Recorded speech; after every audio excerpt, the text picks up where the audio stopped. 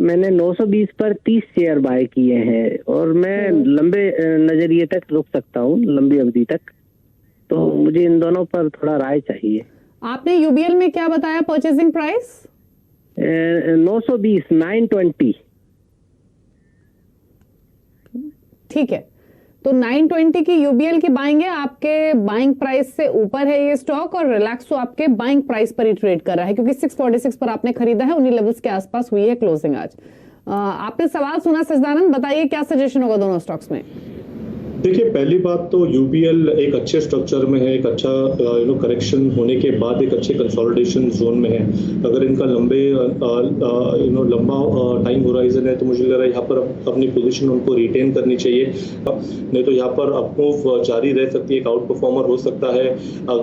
इस साल के लिए अराउंड 1300 तक के लक्ष्य में एक्सपेक्ट करा हुआ अगले 3 से 4 महीनों में।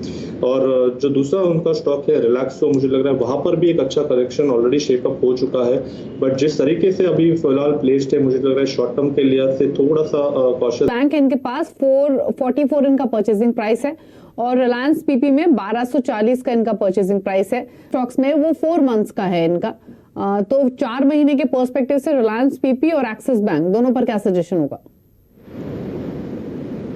देखिए, एक्सिस बैंक में मुझे अभी भी लग रहा है कि काफी बड़ा कंसोलिडेशन चल रहा है स्टॉक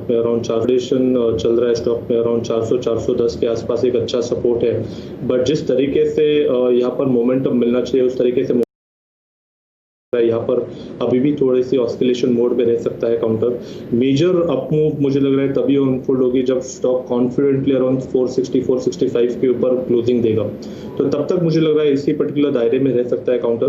तो नीचे मुझे लग रहा है जिस तरीके से इन्होंने पोजीशन बनाई है तो 400 का जरूर उनको स्टॉप लॉस लगाना चाहिए, बट अगर 4 महीने का नजरिया है तो मुझे लग रहा है अगर इस पर्टिकुलर स्टॉक को अगर आपको होल्ड करना है तो पहला लक्ष्य यही होगा अराउंड 465-470 के आसपास का, जहां पर आपको अपनी पोजीशन रिव्यू करनी चाहिए।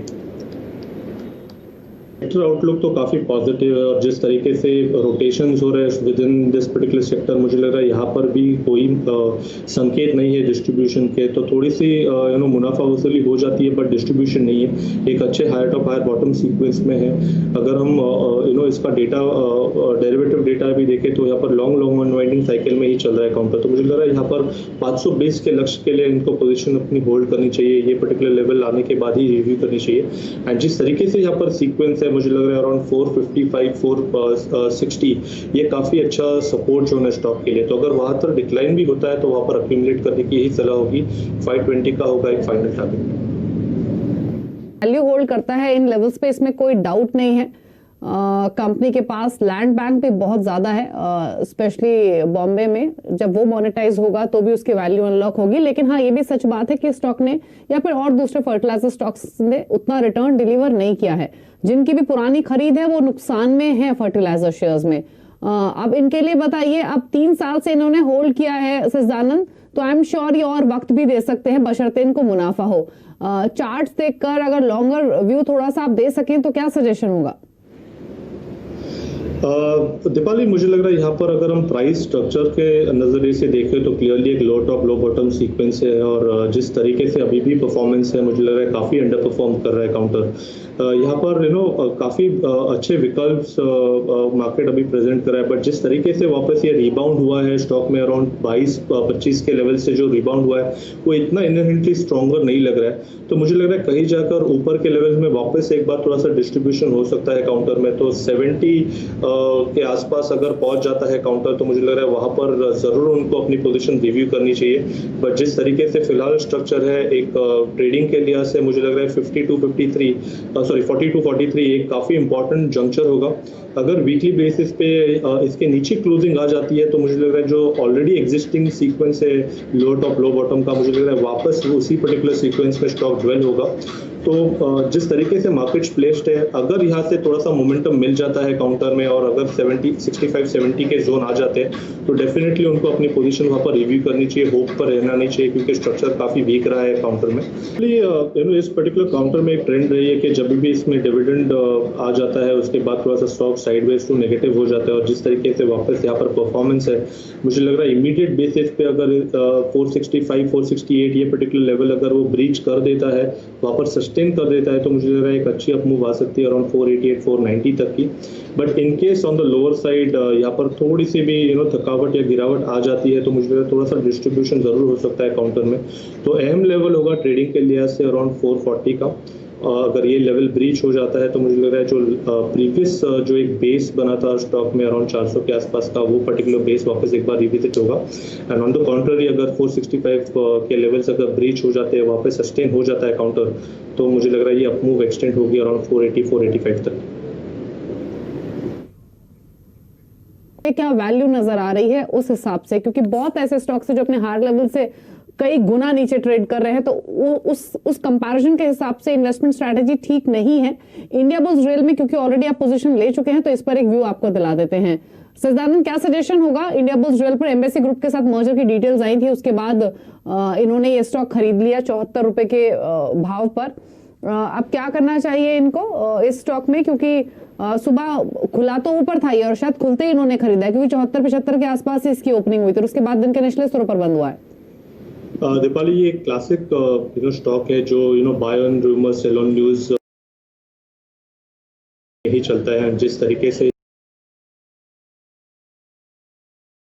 डेली चार्ट को देखें तो वहाँ पर भी एक बेरिश बेल्ट होल्ड फॉर्मेशन है जो एक स्ट्रॉन्ग रिवर्सल कैंडिडेट ही माना जाता है। तो जिस तरीके से इसने एक ओपन आई बनाया है अराउंड 78.85 का, मुझे लग रहा है वो एक काफ़ी निर्णायक लेवल होगा आगे की चाल के लिए। तो अगर वो पर्टिकुलर लेवल ब्रीच हो जाता है तो ही मुझे लग रहा है उनको थोड़ा सा मुनाफा बन सकता है, अराउंड 85-88 तक लेवल्स आ सकते हैं। बट वो पर्टिकुलर लेवल निकालना बहुत इंपॉर्टेंट होगा काउंटर के लिए। ऑन द कॉन्ट्ररी ऑलरेडी कुछ अराउंड 9-10 दिनों से ये पर्टिकुलर रैली चल रही थी काउंटर में, एंड इस रैली के बाद ये पर्टिकुलर पैटर्न बना है। तो मुझे लग रहा है थोड़ा सा यहाँ पर जरूर उनको कॉशियस रहना है। 68 का स्टॉप लॉस तो मैं जरूर रेकमेंड करूंगा, क्योंकि इनकी एक शॉर्ट टर्म पोजीशन है, मोमेंटम में इन्होंने ये पोजीशन बनाई हुई है। तो levels to watch out in the next few days would be 68 on the lower side. अगर ये ब्रीच हो जाता है तो डेफिनेटली उनको पोजीशन अपनी हटा देनी चाहिए, लॉस बुक कर देना चाहिए।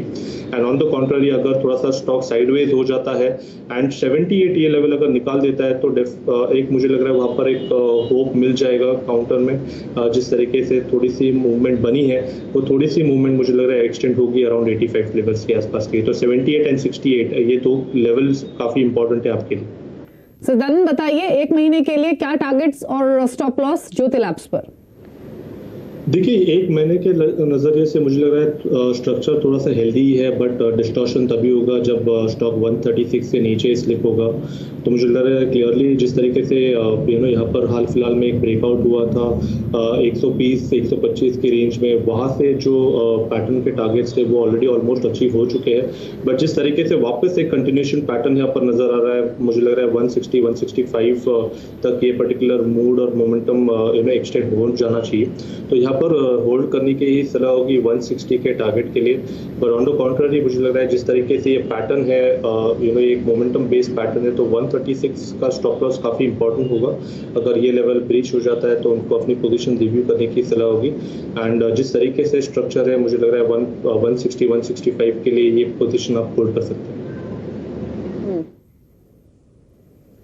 160 शेयर्स हैं 59 के प्राइस पर, व्यू लॉन्ग टर्म है स्पाइस जेट में। दीपाली, मुझे लग रहा है ये स्टॉक और ये सेक्टर मुझे लग रहा है थोड़ा सा लाइमलाइट में रहना चाहिए अगले कुछ क्वार्टर्स के लिए। और जिस तरीके से यहाँ पर गिरावट के बाद थोड़ा सा कंसोलिडेशन नज़र आ रहा है, मुझे लग रहा है 44 तक ये स्टॉक अक्यूमुलेट करना चाहिए। जिस तरीके से इसका स्ट्रक्चर है 70 एक अहम लेवल होगा जिसके ऊपर पोजीशन रिव्यू करनी चाहिए। तो मुझे लग रहा है यहाँ पर अगर थोड़ी सी गिरावट आ भी जाती है तो यहाँ पर अक्यूमुलेट करने की ही सलाह होगी। स्टॉप लॉस आपको लगाना है अराउंड 44 के आसपास का, एंड पोजीशन मेंटेन करनी है। 70-75 के जोन में जैसे पहुंच जाएगा अगले कुछ महीनों में, उसके बाद ही रिव्यू करना चाहिए काउंटर। तो फिलहाल तो एक 70 का स्टॉप का एक टारगेट प्रोबेबल टारगेट आप मान के चलिए, 44 का लगाइए स्टॉप लॉस एंड होल्ड कीजिए पोजीशन।